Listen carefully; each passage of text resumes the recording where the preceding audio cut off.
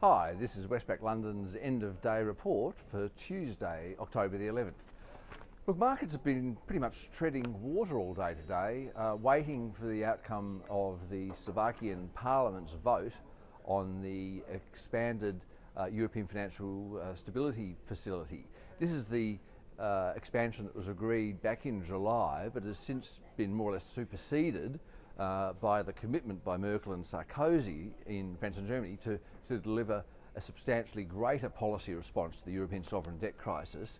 Nevertheless, all of the Eurozone members have ratified the July expansion of the EFSF, except for Slovakia. And the issue in Slovakia is that domestic politics seems to be getting in the way. The opposition one of the three coalition parties won't support it because it doesn't fit with their philosophy.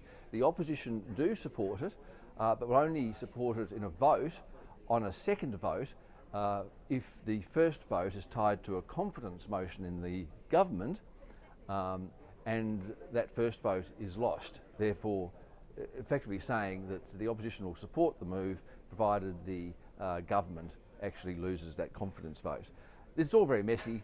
We haven't had a vote yet today. It may be passed later this week, we don't know, but markets have been treading water. This is just an example of how cumbersome policy making is in Europe. I find it even difficult to explain, and I've been sort of reading about it and watching it for the last couple of weeks. Nevertheless, that's the way things work in Europe, and that's what we're waiting to hear from. We may get some news later tonight, or maybe, as I say, later this week. We've also heard that the troika of EU, IMF and ECB officials have intimated that Greece probably will get the sixth tranche of the first bailout package. This is the one from May last year, the original 110 billion package, the sixth tranche worth about 8 billion euros. They'll probably get it at some point in early November, but it'll be tied to a deal involving a bigger haircut for creditors.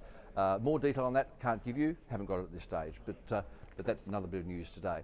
In terms of economic data, we didn't have too much exciting. In the UK, a third consecutive monthly fall in manufacturing output, which has added to concerns about the strength of the UK economy, or lack of strength in the UK economy.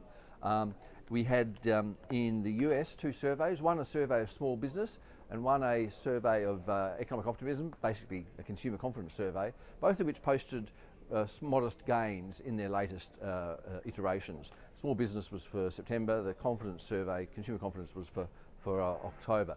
Nevertheless, both of those surveys are running at around the levels they were at in 2008 when the US economy entered recession. Notwithstanding those gains, the signals from those surveys are still pretty weak. That's probably it in terms of sort of news today, so I'll run through the markets for you. The Dow, this is at 5:30 in London, after European markets were closed. The Dow is actually unchanged at the moment, 3 hours into its trading session.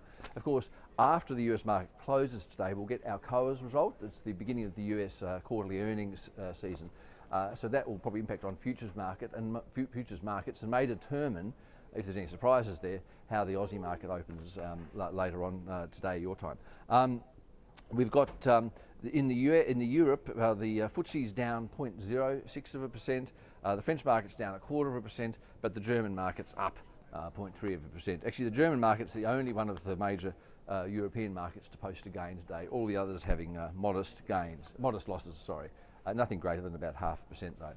On commodity markets, we've got oil up about 0.9%. It's at $86.20 a barrel.